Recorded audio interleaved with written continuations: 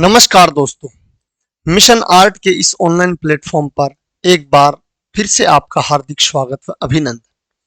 आज अपन राजस्थान लोक सेवा आयोग द्वारा जो सहायक आचार्य का जो एग्जाम करवाया गया था उसकी फाइनल आंसर की यानी जारी कर दी गई है, जिसमें अपन चित्रकला विषय का जो पेपर नंबर प्रथम है, चित्रकला विषय का जो प्रथम पेपर है उसकी जो आंसर की है वो देख रहे हैं। तो अपना सबसे पहला प्रश्न ये है, चित्र में काले सफेद रंग के प्रयोग को कहते हैं। तो चित्रकला में काले व सफेद रंग के प्रयोग को कहते हैं एक वर्णीय रंग योजना यानी मोनोक्रोमैटिक रंग योजना। प्रश्न नंबर 2, तीन प्राथमिक रंग कौन से हैं? तो तीन जो प्राथमिक रंग है वो है लाल, पीला और नीला, यानी तीन प्राथमिक रंग है वो माने गए हैं लाल, पीला और नीला। प्रश्न नंबर 3, पोत किसका गुण है? तो पोत है ये धरातल का गुण है, पोत धरातल का गुण माना गया। प्रश्न नंबर 4, पोत का वर्गीकरण कितने भागों में किया गया है? तो पोत का वर्गीकरण 3 भागों में किया गया है। अगला प्रश्न, प्रमाण को अन्य किस रूप में जाना जाता है? तो प्रमाण को अन्य संबंधता का सिद्धांत के रूप में जाना गया है। अगला प्रश्न, यानी मधुबनी शैली किस राज्य में विकसित हुई? तो मधुबनी शैली है जो बिहार राज्य में विकसित हुई। अगला प्रश्न, यानी प्रश्न नंबर 7, निम्नलिखित में से कौन सा क्षेत्र मध्य प्रदेश की महादेव पर्वत श्रृंखला में स्थित है? तो मध्य प्रदेश की महादेव पर्वत श्रृंखला में जो क्षेत्र स्थित है वो है पंचमंडी। प्रश्न नंबर 8, प्राग ऐतिहासिक कला का मुख्य विषय क्या था? तो प्राग ऐतिहासिक कला का मुख्य विषय रहा था शिकार के दृश्य। अगला प्रश्न, निम्नलिखित में से कौन से केंद्र प्राग ऐतिहासिक कला के केंद्र हैं? तो होशंगाबाद, मिर्जापुर, आदमगढ़, यानी उपरोक्त में से ये सभी क्षेत्र हैं जो प्राग ऐतिहासिक कला के केंद्र रहे हैं। अगला प्रश्न, प्राग ऐतिहासिक चित्र किस धरातल पर चित्रित किए गए हैं? तो प्राग ऐतिहासिक जो चित्र हैं ये गुफा भित्ति चित्र के रूप में चित्रित किए हैं, यानी गुफा भित्ति चित्र पर ये प्राग ऐतिहासिक कालीन चित्र है जो चित्रित किए गए हैं। अगला प्रश्न, भीमबेटका की गुफाएं कहाँ स्थित है? तो भीमबेटका की जो गुफाएं हैं ये मध्य प्रदेश में अवस्थित है, यानी भीमबेटका की गुफाएं हैं जो मध्य प्रदेश में स्थित है। अगला प्रश्न, पंचमंडी की गुफा चित्रों को खोजने का श्रेय किसको जाता है? तो पंचमंडी की गुफा चित्रों को खोजने का श्रेय जाता है D.H. गार्डन को। अगला प्रश्न, पंचमंडी की गुफाएं किस नदी के तट पर स्थित है? तो पंचमंडी की गुफाएं हैं ये नर्मदा नदी के तट पर स्थित है। अगला प्रश्न, 1910 में सिंघनपुर के विशिष्ट शिला रेखांकनों को खोजने का श्रेय किसको जाता है? यानी 1910 में सिंघनपुर के विशिष्ट शिला रेखांकनों को खोजने का श्रेय किसको जाता है? तो ये जाता है C.W. एंडरसन को, यानी C.W. एंडरसन। अगला प्रश्न, मानव द्वारा घर बनाने की कला आरंभ किस काल में हुई? तो मानव द्वारा घर बनाने की जो कला है ये नवपाषाण युग में है जो शुरू हुई थी, ये है जो नवपाषाण युग में शुरू हुई थी। अगला प्रश्न, प्राग ऐतिहासिक मानव ने बहुत कम रेखाओं में क्या अभिव्यक्त किया? तो प्राग ऐतिहासिक मानव ने बहुत कम रेखाओं में अनुभूतियों की प्रभावशाली अभिव्यक्ति की, अनुभूतियों की प्रभावशाली अभिव्यक्ति है जो उन्होंने व्यक्त करी थी। अगला प्रश्न, 1958 में भीमबेटका के प्राग ऐतिहासिक चित्र किसने खोजे? तो 1958 में भीमबेटका के प्राग ऐतिहासिक चित्र है जो V.S. वाकणकर ने खोजे थे। अगला प्रश्न, निम्नलिखित में से प्राग ऐतिहासिक गुफा चित्रों की महत्वपूर्ण विशेषता कौन सी है? यानी प्राग ऐतिहासिक गुफा चित्रों की महत्वपूर्ण विशेषता कौन सी है? तो आत्म संतुष्टि और भावों की अभिव्यक्ति दूसरों तक पहुंचाना, बिल्कुल ये बात तो थी। अपनी सरल व प्रसन्नतापूर्ण प्रकृति को व्यक्त करना, ये भी थी। अपनी आस्था और विश्वास की कहानी को बताना यह भी थी। तो इसका सही आंसर होगा उक्त सभी, यानी उपरोक्त में से सभी। अगला प्रश्न, किसने पंचमंडी क्षेत्र में फिर से अधिक मात्रा में चित्र खोजकर 1948 ईस्वी में pre historic exploration in India में अपनी खोज को प्रकाशित करवाया? तो 1948 में पंचमंडी के चित्रों को फिर से खोज करके pre historic exploration in India में अपने चित्रों को प्रकाशित करवाने वाले विद्वान का नाम था अमलानंद घोष। तो इसका नाम क्या था? अमलानंद घोष। अगला प्रश्न, घोड़मंगर की गुफाएं विंध्य पर्वतमाला में किसके पास है? तो घोड़मंगर की गुफाएं हैं जो विंध्य पर्वतमाला में है, ये मिर्जापुर के पास में है। ये गुफाएं हैं जो मिर्जापुर के पास में है। अगले प्रश्न, सिंधु घाटी सभ्यता की प्रथम खुदाई कहां से आरंभ हुई? तो सिंधु घाटी सभ्यता की जो प्रथम खुदाई है यह हड़प्पा से आरंभ हुई थी। अगला प्रश्न, सिंधु घाटी के नागरिकों द्वारा कौन सी धातु बहुतायत से प्रयोग में लाई गई? तो सिंधु घाटी के लोगों द्वारा बहुतायत रूप में जिस धातु को प्रयोग में लिया गया वो थी तांबा। अगला प्रश्न, बेलारी की गुफाओं की खोज 1892 ईस्वी में किस अंग्रेज ऑफिसर ने की थी? तो बेलारी गुफाओं की खोज है जो 1892 ईस्वी में एफ फासेट ने करी थी। प्रश्न नंबर 24, यानी कनिंघम ने हड़प्पा टीला किस वर्ष खोजा? तो कनिंघम ने हड़प्पा टीला है जो 1878 ईस्वी में खोजा था। अगला प्रश्न, हड़प्पन लिपि को किस नाम से जाना जाता है? तो हड़प्पन लिपि को हाइरोग्लिफ नाम से जाना जाता है। अगला प्रश्न, मोहनजोदड़ो से प्राप्त वस्तुओं में सर्वाधिक रोमांचक जो नर्तकी की मूर्ति है वह किस पदार्थ से बनी है? तो मोहनजोदड़ो से प्राप्त जो नर्तकी है यह है जो ब्रॉन्ज की बनी हुई है, यानी कांस्य धातु की बनी हुई है। अगला प्रश्न, मोहनजोदड़ो से प्राप्त महत्वपूर्ण मूर्तियों में दाढ़ी मूंछ युक्त, सिर पर गोल अलंकरण धारण किए तथा बाएं कंधे पर शॉल लिए एक आवक्स प्रतिमा है, उसे किस रूप में जाना जाता है? तो ये मूर्ति है एक पुजारी की मूर्ति कहलाती है। तो आगे चलते हैं प्रश्न नंबर 28 में, सिंधु घाटी सभ्यता के उत्कृष्ट अवशेषों में व्यापक विस्तार में मिले अवशेष किसके हैं? तो सिंधु घाटी सभ्यता में जो उत्कृष्ट अवशेषों में जो बड़े स्तर पर अवशेष मिले वो प्राप्त हुए थे सुव्यवस्थित नगर योजना के, वो प्राप्त हुए थे सुव्यवस्थित नगर योजना के। अगला प्रश्न, यानी प्रश्न नंबर 29, जोगीमारा की गुफाएं रायगढ़ पर किस क्षेत्र में स्थित है? यानी जोगीमारा की गुफाएं हैं जो रायगढ़ पर किस क्षेत्र पर स्थित है? तो क्षेत्र रहेगा सरगुजा क्षेत्र, यानी सरगुजा क्षेत्र में अवस्थित है। अगला प्रश्न, सीता बेगरा गुफा किस रूप में महत्वपूर्ण है? तो सीता बेगरा जो गुफा है ये नाट्यशाला के रूप में प्रसिद्ध है। अगला प्रश्न, अजंता भारत के प्राचीनतम मठों में से एक है, यह गुफा मंदिरों का समूह है, महाराष्ट्र राज्य की किस शहर में स्थित है? तो ये जो गुफा मंदिर है ये महाराष्ट्र राज्य के औरंगाबाद में स्थित है। ये जो गुफा मंदिर है जो महाराष्ट्र राज्य के औरंगाबाद में स्थित है। अगला प्रश्न, सतपुड़ा की पहाड़ियां अर्धचंद्राकार घाटी में जहां बाघोर नदी घूमती है कौन सा मंडप स्थित है? यानी सतपुड़ा की पहाड़ियों की अर्धचंद्राकार घाटी में जहां बाघोर नदी घूमती है वहां कौन सा मंडप स्थित है? तो वहां जो मंडप स्थित है वो है अजंता का। अगला प्रश्न, बोधिसत्व पद्मपाणि का चित्र अजंता की किस गुफा यानी अजंता के किस नंबर की गुफा में चित्रित है? यानी बोधिसत्व पद्मपाणि की जो चित्र है ये अजंता की किस गुफा में अवस्थित है? तो ये अजंता की गुफा संख्या 1 में अवस्थित माना गया।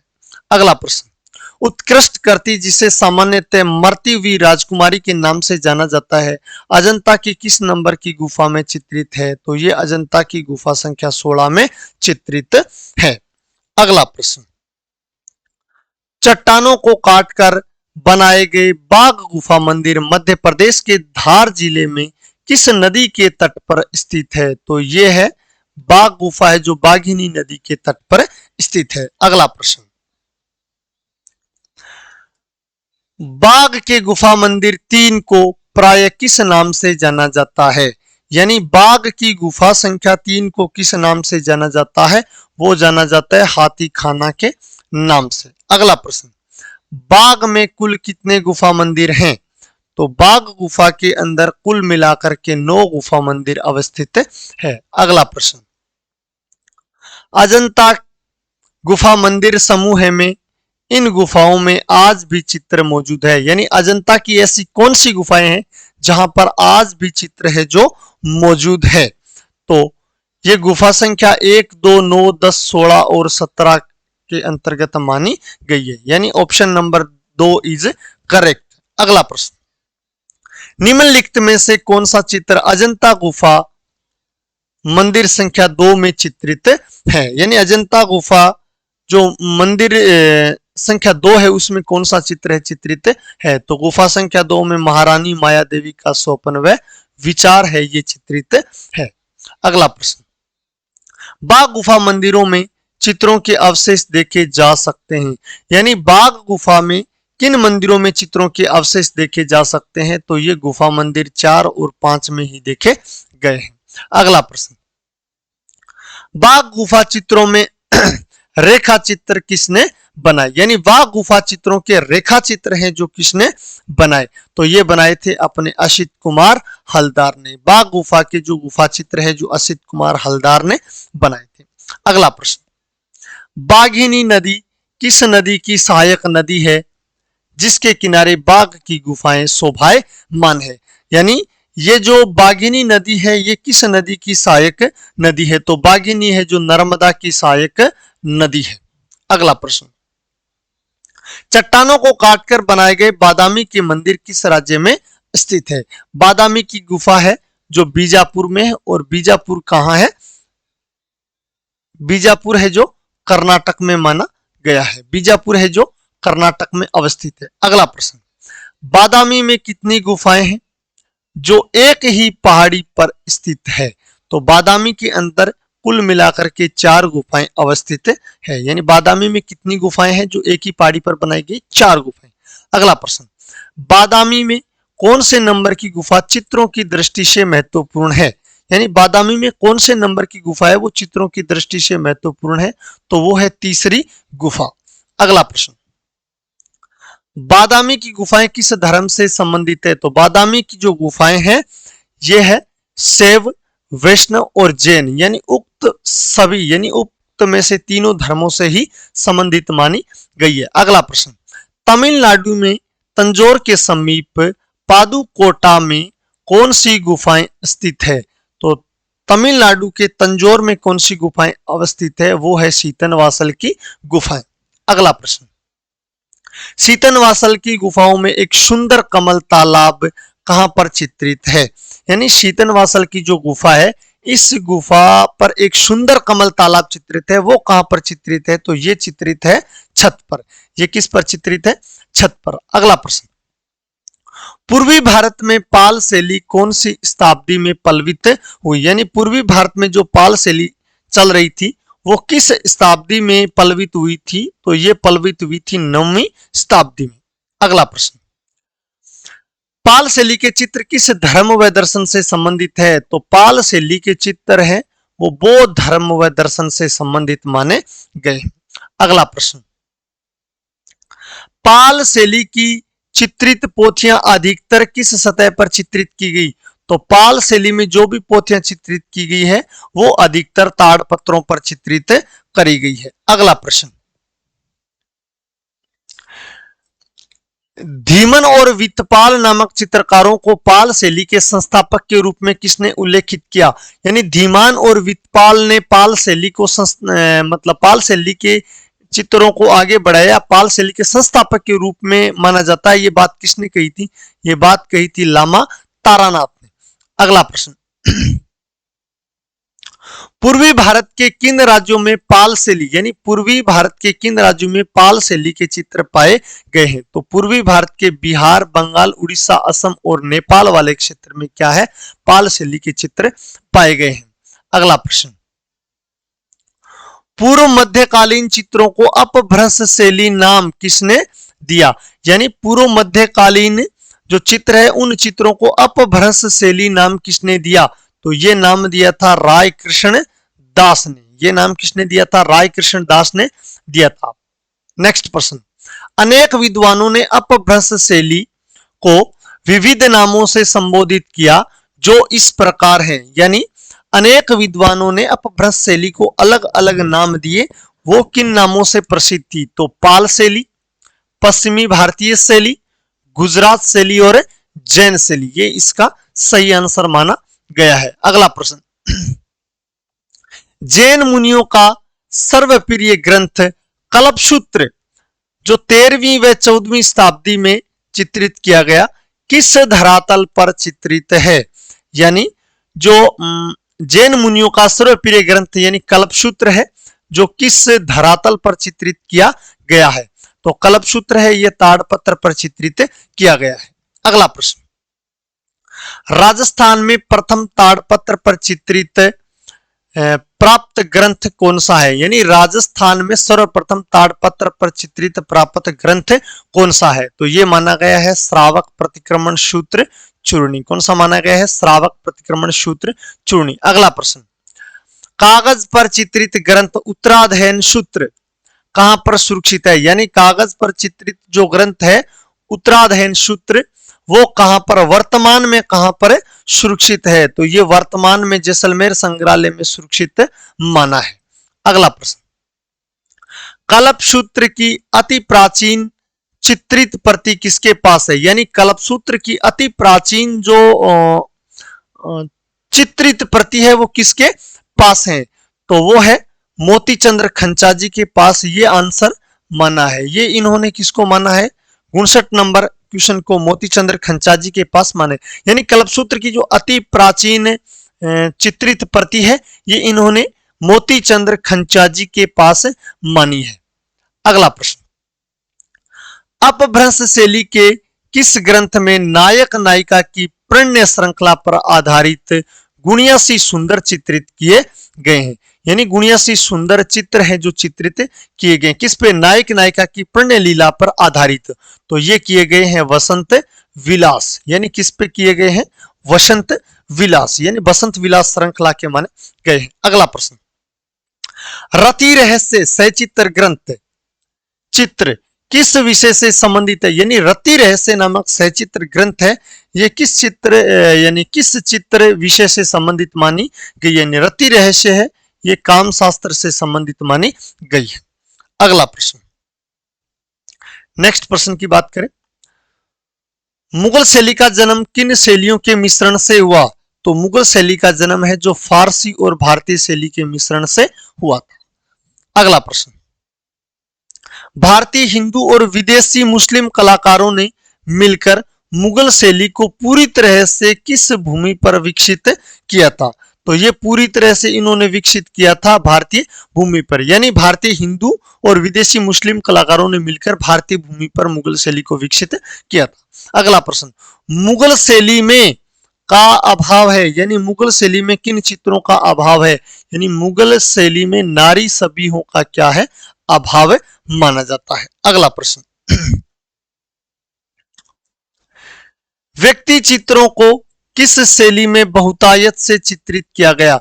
यानी व्यक्ति चित्रों को है जो किस शैली में बहुतायत यानी बहुत बड़ी मात्रा में चित्रित किया?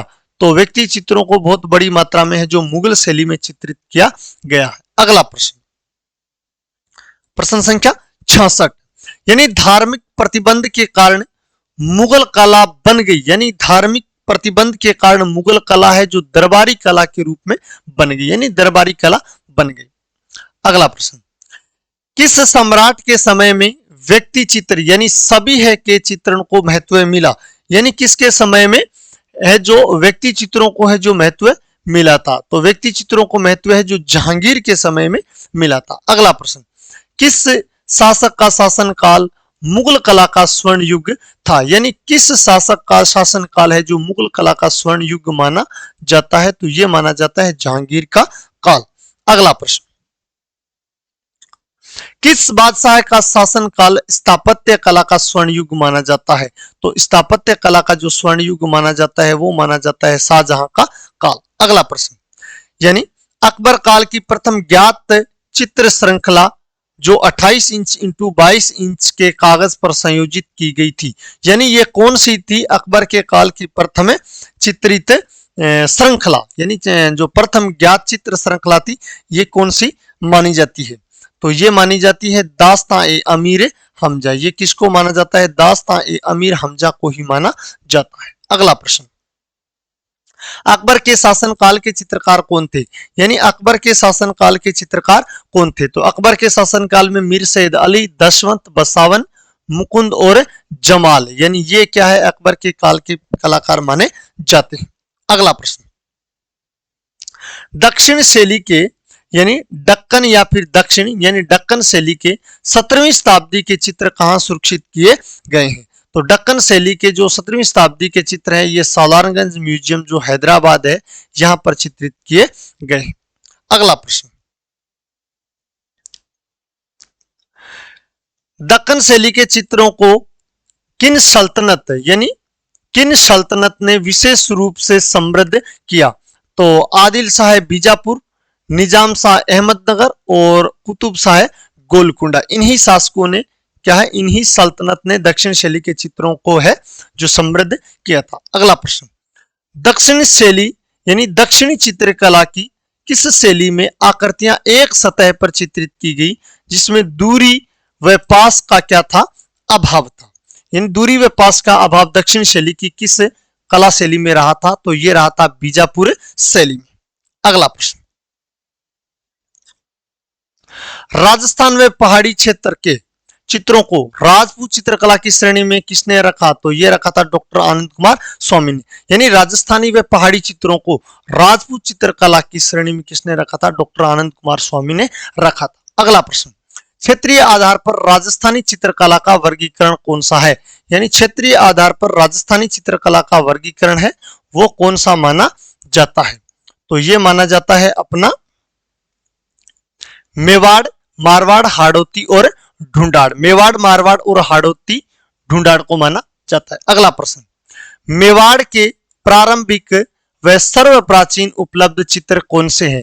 यानी मेवाड़ के प्रारंभिक और सर्व प्राचीन जो उपलब्ध चित्र हैं ये कौन से माने गए हैं? ये माने गए हैं रूपासन चर्यम, यानी रूपासन चर्यम को माना गया है। रूपासन चर्यम यानी सुपासना चर्यम, इसको रूपासना चर्यम भी कहा जाता है। तो रूपासन चर्यम को माना गया है। अगला प्रश्न, मेवाड़ की उपशैली नाथ द्वारा का सबसे बड़ा योगदान है? तो मेवाड़ की उपशैली नाथ द्वारा का सबसे बड़ा योगदान है पिछवाई चित्रण। अगला प्रश्न, मेवाड़ का प्रमुख कला केंद्र तथा उपशैली शाहपुरा किस विद्या में कुशलता दर्शाता है? यानी मेवाड़ का प्रमुख कला केंद्र तथा उपशैली शाहपुरा किस विद्या में कुशलता दर्शाता है? तो यह दर्शाता है शाहपुरा है जो फड़ चित्रण के लिए क्या है? प्रसिद्ध है।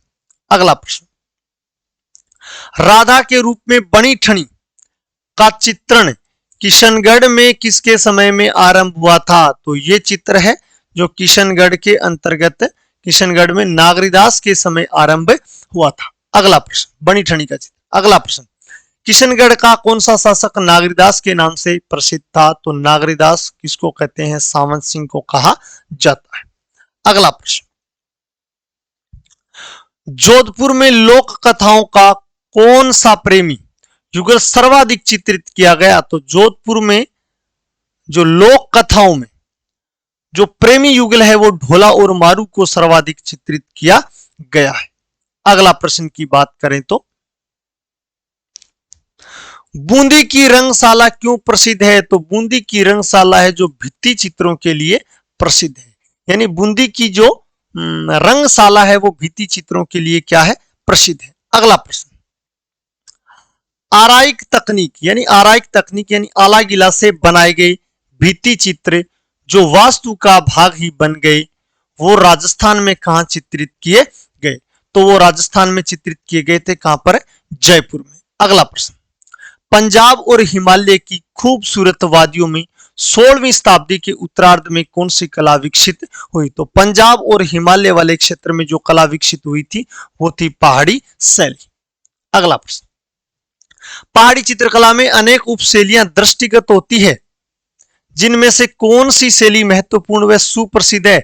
यानी पहाड़ी शैली में बहुत सारी शैलियां, जो उपशैलियां हैं वो दृष्टिगत होती है, लेकिन उनमें जो सबसे प्रसिद्ध शैली है वो कौन सी शैली मानी जाती है? वो मानी जाती है कांगड़ा शैली। अगला प्रश्न, पहाड़ी चित्रकला की प्रधान विषय वस्तु वैष्णववाद के साहित्य से प्रेरित थी। यानी पहाड़ी चित्रकला की प्रधान विषय वस्तु वैष्णववाद के साहित्य से प्रेरित थी।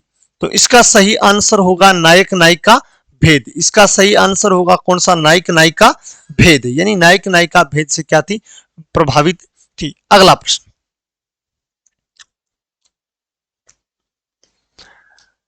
1952 में डब्ल्यू.जी. आर्चर ने पहाड़ी चित्रकला की विविध शैलियों को शोधपूर्ण व विश्लेषणात्मक अध्ययन में अपनी किस पुस्तक के माध्यम से प्रस्तुत किया? यानी डब्ल्यू.जी. आर्चर है, उन्होंने पहाड़ी चित्रकला की विविध शैलियों को शोधपूर्ण विश्लेषण करने के बाद अपनी किस पुस्तक में 1952 में उन्होंने लोगों के सामने रखा था? तो वो है Indian painting in the Punjab hills. किताब का नाम कौन सा है? Indian painting in the Punjab hills. अगला प्रश्न है, भारत में धातु मूर्ति शिल्प का सर्व प्राचीन उदाहरण कौन सा है? तो भारत में धातु जो मूर्ति शिल्प है उसका सर्व प्राचीन जो उदाहरण माना जाता है वो है नर्तकी, और वो भी कहां की? सिंधु सभ्यता की। तो नर्तकी है वो किसकी? सिंधु सभ्यता की है। इसको प्रसिद्ध माना गया है, सर्व प्राचीन माना गया है। भारत का सिंह स्तंभ, भारत में जो सारनाथ का, यानी सारनाथ का सिंह स्तंभ किस सम्राट द्वारा बनाया गया? तो सारनाथ का सिंह स्तंभ है जो अशोक के द्वारा बनाया गया था। अगला प्रश्न, एलिफेंटा के शिव मंदिरों में कौन से भगवान की मूर्ति मुख्य रूप से बनी है? एलिफेंटा के जो मंदिर है उन मंदिरों में कौन से भगवान की मूर्ति है जो सर्वाधिक बनी है? तो सर्वाधिक मूर्ति एलिफेंटा में बनाई गई है किसकी? शिव की। शिव की मूर्ति है जो सर्वाधिक बनाई गई है। एलिफेंटा की गुफाएं किस द्वीप पर स्थित है? तो एलिफेंटा की गुफाएं है जो धारापुरी नामक द्वीप पर स्थित है। अगला प्रश्न, मूर्तियों पर असाधारण चमक यानी ओप किस युग की विशेषता है? तो मूर्तियों पर असाधारण ओप है ये मौर्य काल की क्या है? विशेषता है। अगला प्रश्न, सांची स्तूप की कला किस धर्म से संबंधित है? तो सांची स्तूप की जो कला है ये बौद्ध धर्म से संबंधित मानी जाती है। अगला प्रश्न, बृहत स्तूप का अन्वेषण किसने किया?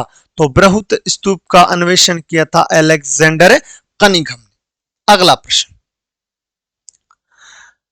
गांधार मूर्ति कला के लिए कौन सा प्रस्तर काम में लिया जाता था? तो गांधार मूर्ति शिल्प के लिए काला सलेटी या काला सलेट का जो पत्थर है ये काम में लिया जाता था। अगला प्रश्न, मथुरा शैली में मूर्ति निर्माण हेतु किस पत्थर का प्रयोग किया गया था?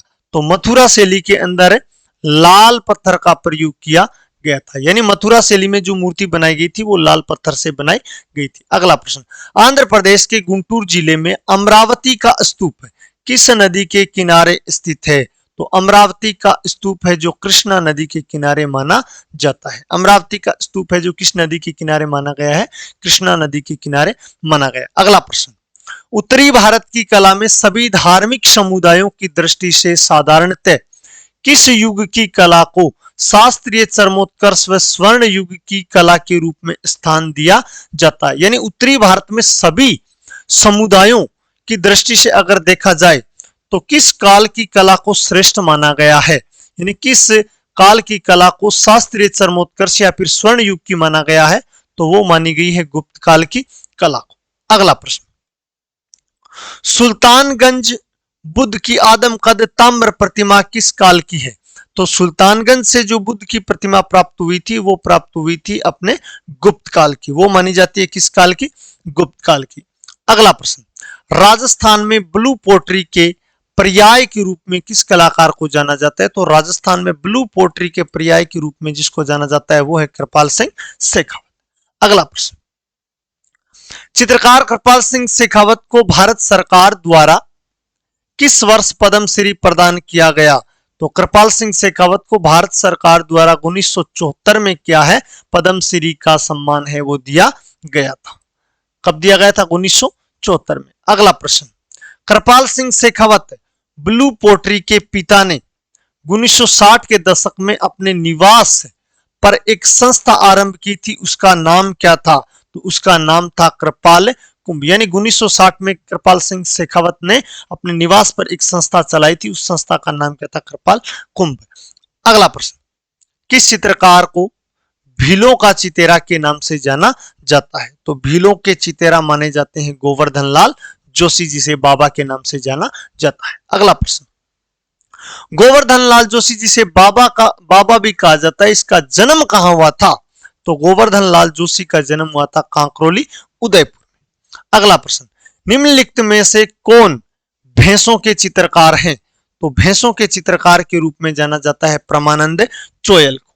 अगला प्रश्न, चित्रकार परमानंद चोयल का जन्म किस वर्ष हुआ और कहां हुआ? यानी कलाकार जो परमानंद चोयल है इसका जन्म कहां हुआ और कब हुआ? तो 1924 में हुआ। और कहां पर हुआ? कोटा में हुआ। अगला प्रश्न, राजस्थान ललित कला अकादमी ने भवानी चरण गुई की कला यात्रा पर एक लघु चलचित्र का निर्माण किस वर्ष किया था? यानी राजस्थान ललित कला अकादमी ने बीसी गुई यानी भवानी चरण गुई की कला यात्रा पर एक लघु फिल्म का निर्माण किया था। और उस लघु फिल्म का निर्माण कब किया था? वो किया था उन्होंने 1995 में। अगला प्रश्न, देवकी नंदन शर्मा द्वारा वनस्थली विद्यापीठ में भित्ति चित्रण कार्यशाला कब आरंभ करी गई? तो देवकी नंदन शर्मा द्वारा वनस्थली विद्यापीठ में भित्ति चित्रण कार्यशाला है जो शुरू करी गई थी 1953 ईस्वी में। ये 1953 ईस्वी में शुरू करी गई थी। अगला प्रश्न, भूर सिंह शेखावत की प्रमुख शैली थी? तो भूर सिंह शेखावत की जो प्रमुख शैली थी वो थी यथार्थवादी। अगला प्रश्न, भूर सिंह शेखावत 52 वर्ष की कम उम्र में यानी 52 वर्ष की कम आयु या कम उम्र में किस वर्ष परलोक सुधार गए थे? तो ये सुधार गए थे 1966 में। ये 1966 में ही इसकी हो गई थी मृत्यु। अगला प्रश्न, चित्रकार राम जायसवाल का जन्म कहां हुआ था? तो चित्रकार राम जायसवाल का जन्म हुआ था मथुरा जिले में। मथुरा जिले के सादाबाद गांव में हुआ था। ठीक है। राजस्थान ललित कला अकादमी द्वारा राम जायसवाल को कलाविद सम्मान किस वर्ष दिया गया? तो राम जायसवाल को जो कलाविद सम्मान दिया गया था वो दिया गया था 1996 में। यानी राम जायसवाल को कलाविद सम्मान 1996 में दिया गया। अगला प्रश्न, चित्रकार सुरेश शर्मा को राजस्थान के किस जिले में जन्म हुआ? यानी चित्रकार सुरेश शर्मा का राजस्थान के किस जिले में जन्म हुआ था? तो सुरेश शर्मा का जन्म है जो कोटा में हुआ था। अगला प्रश्न, अगले प्रश्न की बात करें तो अल्तामिरा गुफाओं का द्वार सर्वप्रथम किसने देखा? यानी अल्तामिरा जो गुफा है इसका द्वार सर्वप्रथम किसने देखा था? तो ये देखा था एक मानव शास्त्री। अगला प्रश्न, अल्तामिरा की छत के चित्रों को सर्वप्रथम किस बालक ने देखा? तो अल्तामिरा की गुफा के जो छत के चित्र है ये सबसे पहले देखा था मारिया सातुओला ने। मारिया सातुओला ने देखा था। अगला प्रश्न, फ्रांको कैटाब्रियन क्षेत्र में यानी फ्रांको कैटाब्रियन क्षेत्र की कला में सर्वाधिक श्रेष्ठ गुफा कौन सी मानी जाती है? तो फ्रांको कैटाब्रियन क्षेत्र की सर्वाधिक ये सर्वश्रेष्ठ जो गुफा मानी जाती है वो मानी जाती है लास्को की गुफा। अगला प्रश्न, निम्नलिखित में से अंत्येष्टि कला के रूप में किसको जाना जाता है? तो मिस्र की कला को अंत्येष्टि कला के रूप में जाना जाता है। अगला प्रश्न, प्राचीन मिस्र के शासकों को किस नाम से संबोधित किया जाता था? तो प्राचीन मिस्र के शासकों को फारोह के नाम से संबोधित किया जाता था। अगला प्रश्न, डिस्कस थ्रोअर या डिस्को बोल्सन नामक शिल्प का मूर्तिकार कौन था? तो जो डिस्कस थ्रोअर है या डिस्को बोल्स है इस मूर्ति शिल्प के जो मूर्तिकार थे वो रहे थे मायरन। अगला प्रश्न, पहली बार ईसाई चित्र कहां की भूगर्भ समाधियों की दीवारों पर देखे गए थे। पहली बार ईसाई कला के जो चित्र हैं, यानी ईसाई चित्र है, वो कहाँ की भूगर्भ की जो समाधियां हैं वहां पर देखे गए थे। तो ये देखे गए थे रोम। ये कहाँ देखे गए? सबसे पहले रोम में देखे गए। अगला प्रश्न, आरंभिक ईसाई कला को किन भीतियों के लिए जाना जाता है? यानी आरंभिक ईसाई कला को किन भीतियों के लिए जाना जाता है? तो ये जाना जाता है भूगर्भ समाधियों के लिए। अगला प्रश्न, भित्ति पर छोटे छोटे कांच या पत्थर के टुकड़ों से आकृति चित्रण करने की तकनीक को क्या कहा जाता है? यानी भित्ति पर छोटे छोटे कांच या टुकड़े लगाकर कोई आकृति चित्रण किया जाता है, इसको क्या, इस तकनीक को क्या कहा जाता है? इस तकनीक को कहा जाता है मणिकुट्टम चित्र। इन तकनीक को कहा जाता है मणिकुट्टम चित्र। अगला प्रश्न, उत्तरी फ्रांस की कला के लिए गोथिक शब्द का प्रयोग किसने किया? यानी उत्तरी फ्रांस की कला के लिए सबसे पहले गोथिक शब्द का प्रयोग किया था वसारी ने। अगला प्रश्न, गोथिक कला मूलतः कौन सी कला थी? गोथिक कला है जो मूलतः वास्तुकला थी। गोथिक कला है जो मूलतः कौन सी कला थी? ये वास्तुकला थी। अगला प्रश्न, किस शैली के भवनों में बहुत कम दीवारें होती थी? तो गोथिक शैली के भवनों में बहुत कम दीवारें हुआ करती थी। अगला प्रश्न, निम्नलिखित में से किसे रंगीन कांच की विशेष कला यानी स्टेन्ड ग्लास विंडो यानी शीशा चित्र संयोजन के रूप से जाना जाता है? तो स्टेन्ड ग्लास विंडो की बात करें तो स्टेन्ड ग्लास विंडो है जो गोथिक कला को कहा जाता है। अगला प्रश्न, सिस्टाइन चैपल की छत किस देश से संबंधित है? तो सिस्टाइन चैपल की छत है जो रोम से संबंधित है। सिस्टाइन चैपल की जो छत है ये रोम से संबंधित है। अगला प्रश्न, चित्रसूत्र, चित्रसूत्र किस पुराण का भाग है? तो चित्रसूत्र है जो विष्णु धर्मोत्तर पुराण का भाग माना जाता है।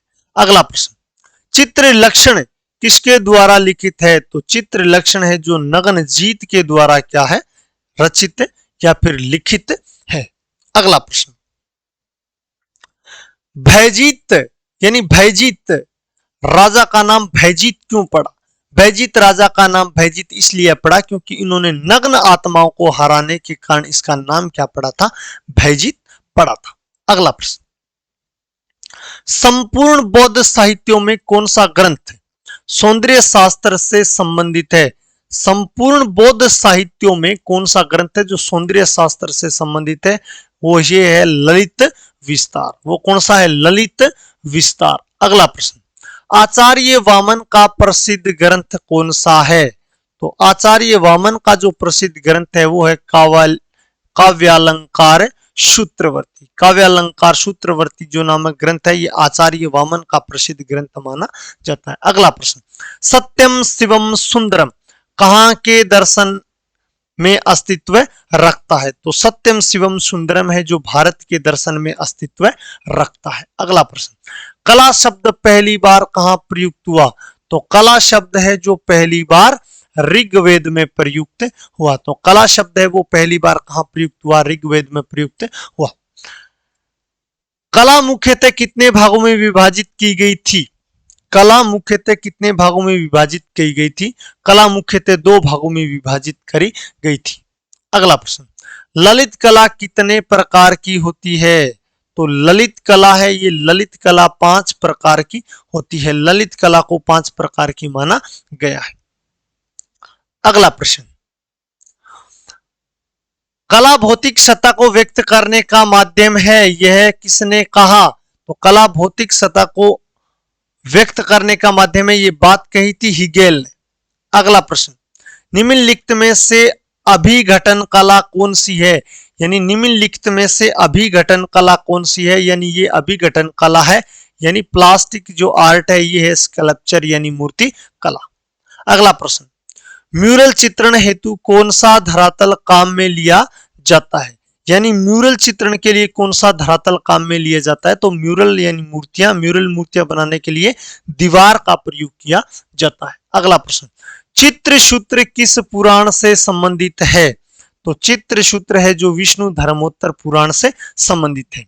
चित्रसूत्र में कितने अध्याय हैं?